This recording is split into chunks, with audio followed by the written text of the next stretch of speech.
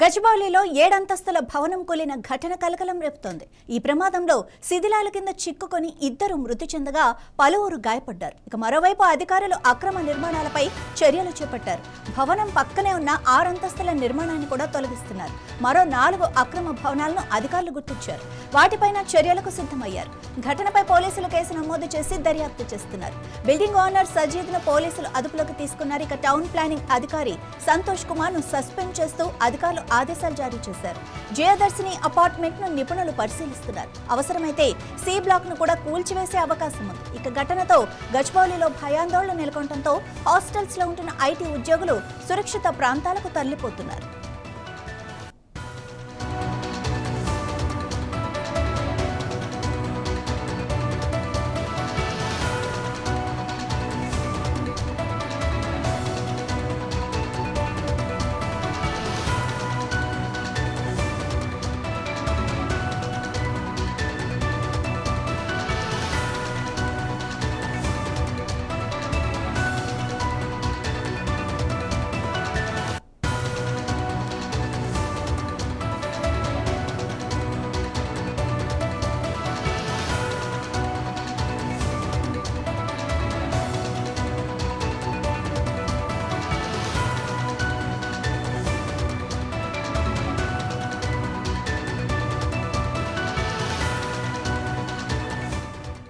గచ్చిబౌలిలో 7 అంతస్తుల భవనం కూలిన ఘటన కలకలం రేపుతోంది. ఈ ప్రమాదంలో శిథిలాల కింద చిక్కుకొని ఇద్దరు మృతి చెందగా పలువురు గాయపడ్డారు. మరోవైపు అధికారులు అక్రమ నిర్మాణాలపై చర్యలు చేపట్టారు. భవనం పక్కనే ఉన్న 6 అంతస్తుల నిర్మాణాన్ని కూడా తొలగిస్తున్నారు. ఇక మరో 4 అక్రమ భవనాలను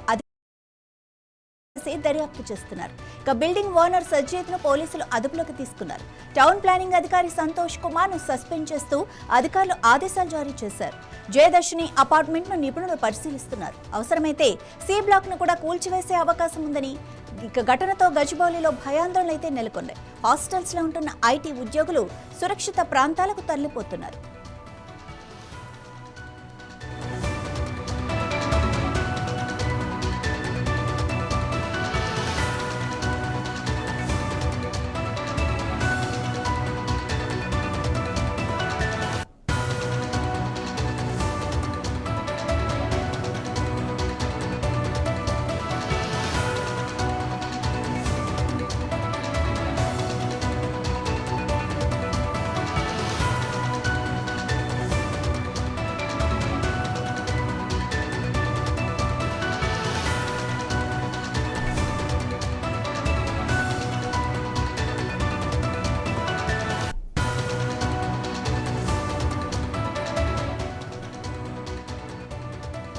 ఇదే విషయానికి సంబంధించి మరింత సమాచారం మా హైదరాబాద్ ప్రతినిధి ప్రశాంత్ లైవ్ లో అందిస్తారు.